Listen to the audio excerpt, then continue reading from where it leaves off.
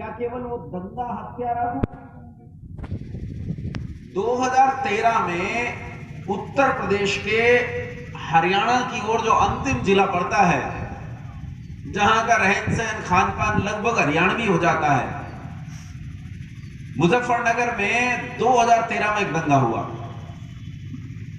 2013 में दंगा हुआ तो उसमें लोगों को चिन्हित किया गया, उन पर मुकदमे चलाए गए कि इनके कारण दंगा हुआ।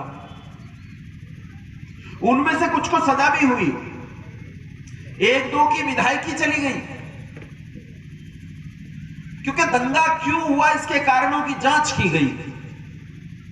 जिन्होंने दंगा करवाया या जो दंगा करवाने में शामिल थे या जो लोग मरे, उन लोगों को मारने की गतिविधियों में जिनके हाथ पाए गए, उनकी जांच हुई, सिद्ध हुआ, कोर्ट ने उन पर धाराएं लगाई, उन्हें जेल भेजा, उन्हें सजाएं हुई। 10-20 बिना मूंछ की दाढ़ियां जल गई और उसके लिए जांच बैठी। 15 में से 13 वोट पाकर सरदार वल्लभ भाई पटेल हार गए।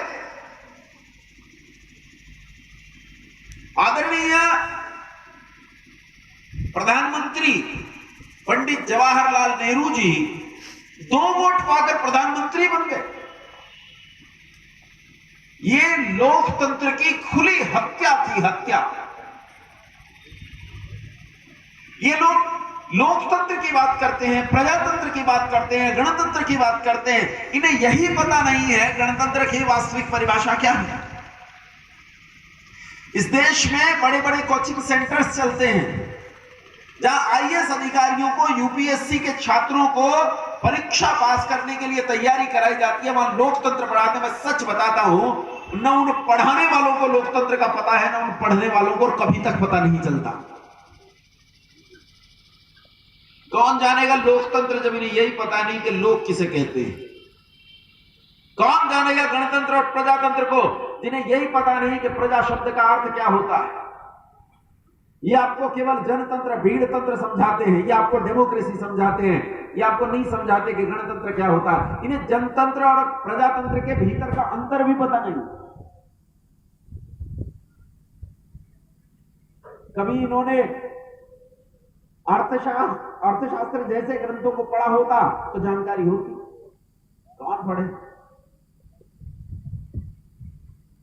देश आजाद हुआ इस शर्त पर के देश के 2 टुकड़े किए जाएं, और 2 टुकड़ों का कारण जिन्ना कहता है मेरी भाषा अलग, भूषा अलग, रहन सहन अलग, खान पान अलग, मेरा धर्म ग्रंथ अलग, मेरी किताब अलग, मेरी अजान अलग, मेरी नमाज अलग, मेरा अल्लाह अलग, मेरा गीला अलग, मेरा सूखा अलग, और इस आधार पर देश अलग हुआ। देश के 2 टुकड़े हो गए मजहब के आधार पर। उन्होंने कहा फिर जिस आधार पर हो रहा है वो उस आधार को मुकम्मल करो। मजहब के आधार पर हो रहा था, मजहब को पूरी तरह छलनी करो। मुसलमान उधर जाए और हिंदू इधर रहे, लेकिन नहीं हुआ। 7 करोड़ मुसलमान इस देश में रहते थे, 3.5-4 करोड़ मुसलमान पाकिस्तान चले गए और बाकी इसी देश में रह गए। जब उन्हें निकालने की कोशिश की गई तो गांधी जी हरियाणा के मेवात में जाकर अनशन में बैठ गए। मुझे उत्तर प्रदेश, राजस्थान और हरियाणा के बीच में एक इलाका है जिसे मेवात बोलते हैं।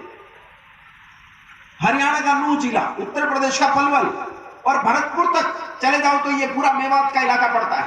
मेव मुसलमान कहे जाते हैं जो वहां रुके। गांधी जी अनशन पर बैठ गए, मैं जान दे दूंगा अगर इन लोगों को यहां से निकाला।